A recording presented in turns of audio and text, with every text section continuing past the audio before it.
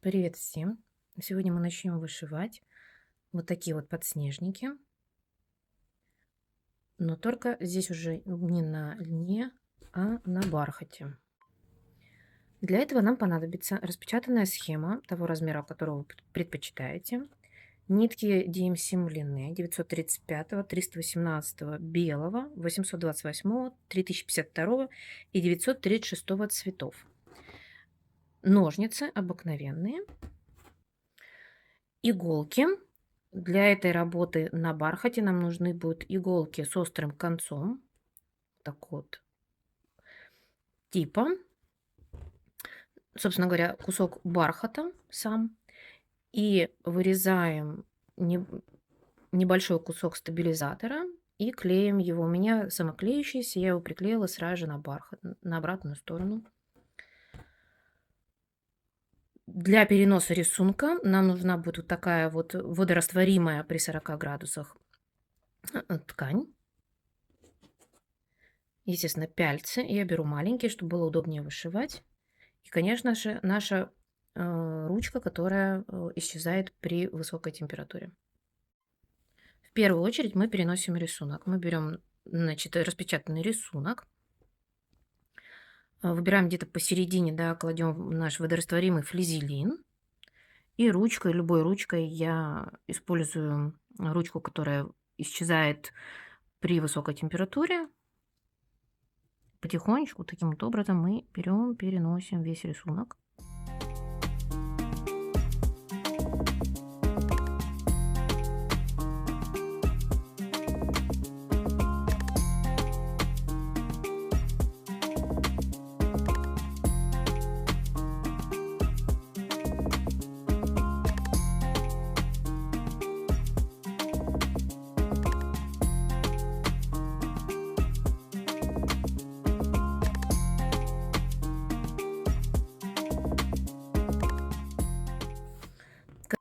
Когда мы перенесли весь рисунок, мы, значит, берем наш бархат, обязательно ворсом вниз. Вот если вы проведете, видите, снизу вверх, то ворс сразу же поднимается.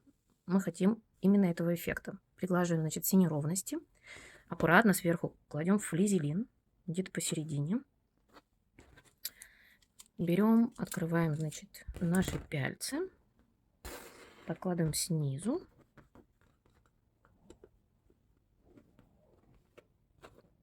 Да? Еще раз перепроверю, чтобы все было ровно. Пяльцы, вот они где-то все посередине. И аккуратно запялим. Еще побольше открыть. Не боимся. Потихонечку так вот. Вот. Превосходно. Теперь берем нашу отвертку, которая всегда с нами. И потихонечку подкручиваем. И смотрим обязательно, чтобы оно нигде не горбилось, не горбилось. Да, мы потихонечку подтягиваем во все стороны, чтобы оно было натянуто как барабан, вместе с тем нигде не высовывалось. Крутили еще немножечко взяли, растянули во все стороны, по кругу, по чуть-чуть. Мы не хотим, чтобы у нас был перекос рисунка или ткани в одну сторону.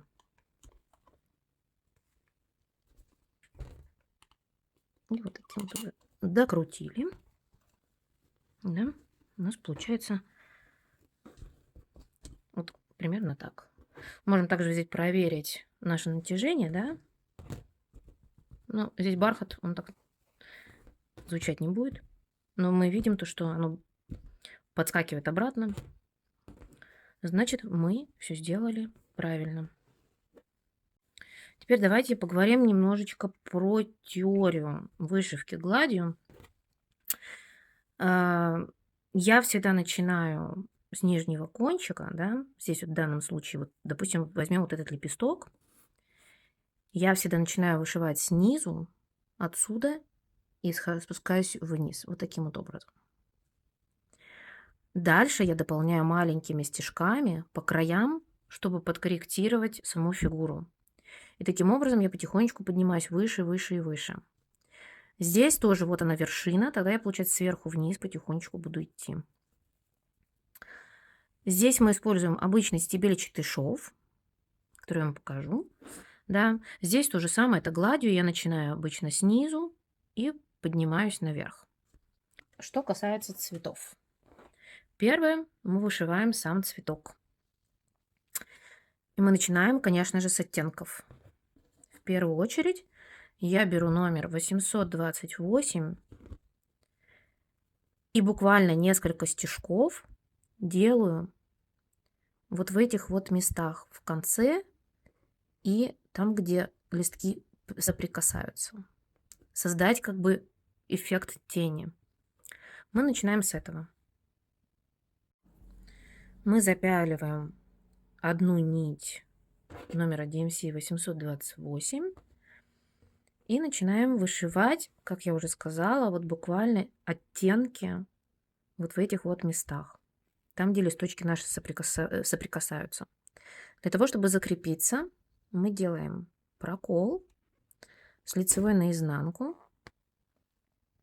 вставляем небольшой хвостик, вот такой вот, отходим немножечко в сторону, вытаскиваем иголку, держим, придерживаем этот хвостик, и теперь иголкой его надо как бы проткнуть, не как бы вообще проткнуть. И таким вот образом. Все, я могу даже подергать, видите, у меня нитка никуда не девается. Все, что нам надо сделать, теперь это просто обрезать этот кончик. Теперь, как я уже и сказала, нам надо буквально несколько стежков сделать вот в таком вот порядке. Да.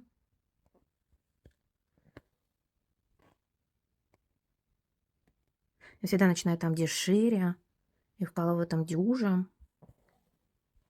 Так удобнее. Ну, по крайней мере, мне так удобнее. Мне тогда виднее, куда мне нужно провести нитку. Правило в вышивке гладью таково, что вы всегда можете потом вернуться и дошить, добавить стежков там, где вы считаете, что вам их не хватает. Когда вы уже слишком много, так скажем, навышивали ниткой, да, напрокалывали, тогда уже это будет сложнее исправить. Поэтому вот таким вот образом потихонечку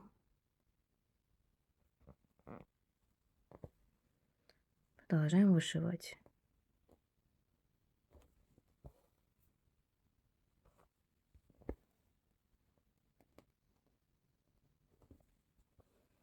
Нам здесь надо просто несколько буквально стежков.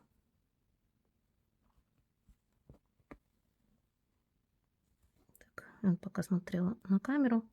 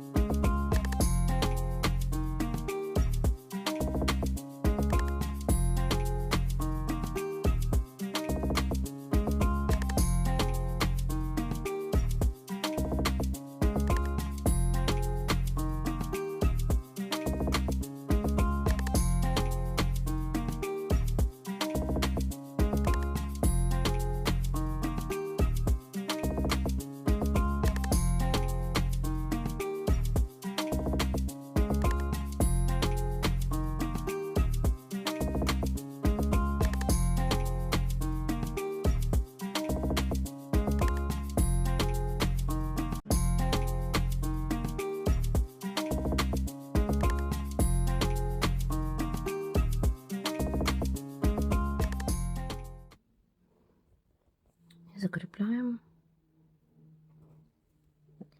прокалываем, прокалываем саму нитку.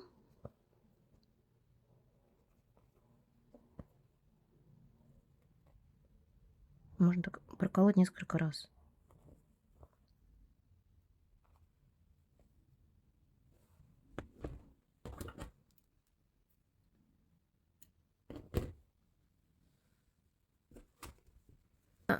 Флизелин, там, где я держу, видите, начинает потихонечку как бы становиться более выпуклым. Мы это можем сделать, мы можем это исправить, просто развернув немножечко. Отвернув шуруп.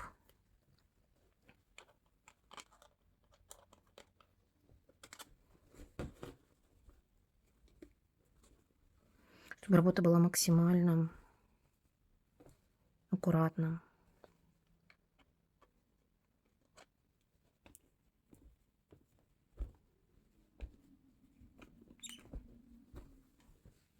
Следующим этапом мы вышиваем белым цветом всю вот эту вот часть лепестка, которая у нас сейчас виднеется.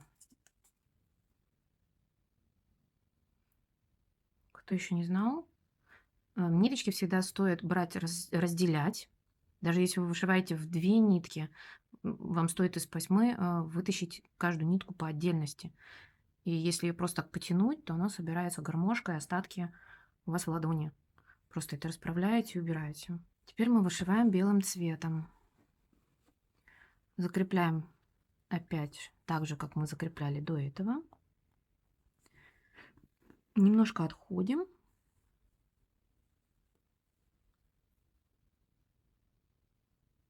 И прокалываем.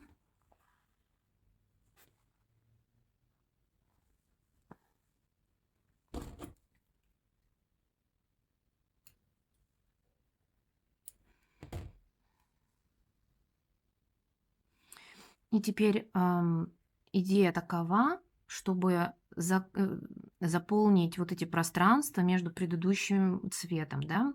То есть мы просто будем прокалывать между теми уже сделанными стежками.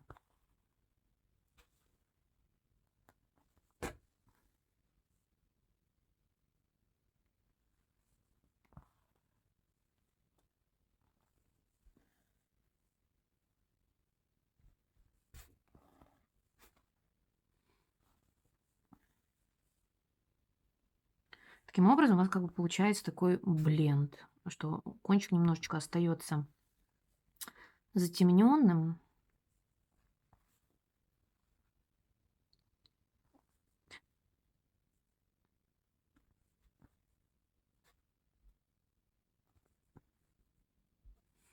Таким вот образом, да. Теперь возвращаемся обратно. Более такими длинными стежками продолжаем заполнять сверху вниз.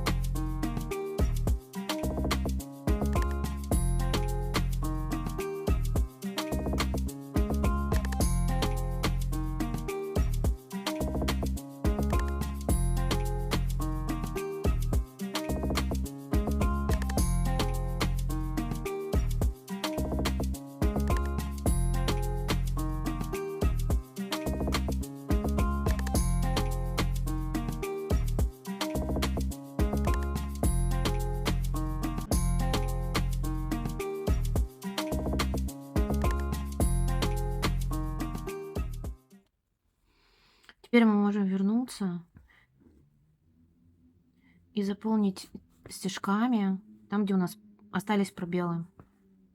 Либо просто вот так отсвечивает, либо нам не нравятся какие-то там искажения, да. Вкалываемся вот так прям между ниточек.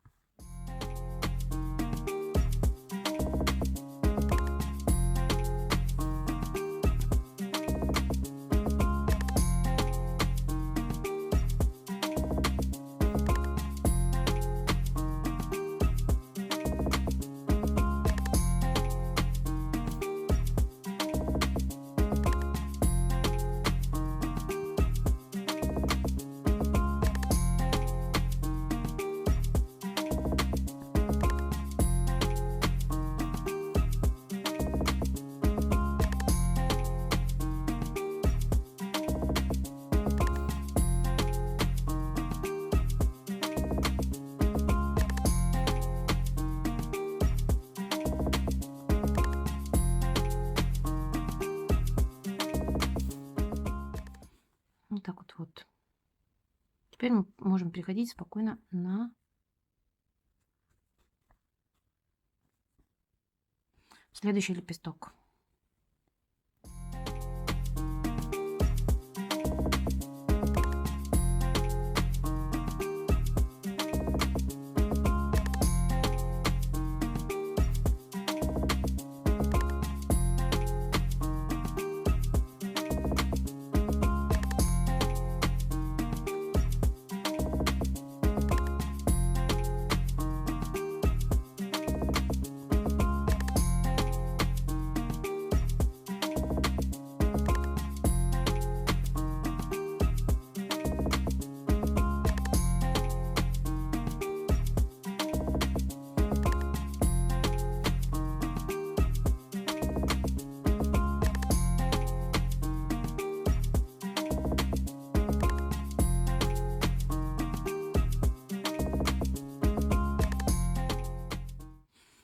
Еще один способ закрепления. Можно закрепить просто под предыдущими стежками. И обязательно протаскивать маленький этот узелок под предыдущими вышитыми частями.